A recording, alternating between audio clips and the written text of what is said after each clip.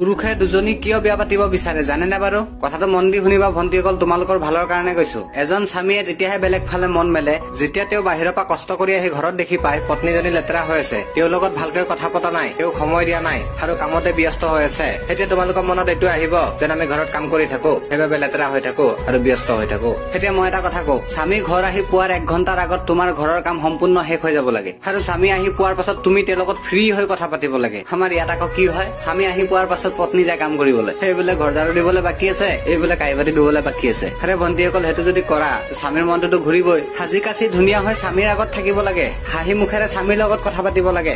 আৰু তোমালোকে কি কৰিছা, কৰবাত গলেহে সাজি কাচি যোৱা, খানক দেখাইহে ধুনীয়া হোৱা, হাঁহি মুখেদি অন্য পুৰুষৰ লগত কথা পাতা, নিজৰ স্বামীৰ লগত মুখ ফুলাই কথা পাতা, তো স্বামীয়ে বেলেগ এজনী বিচাৰিবই ন।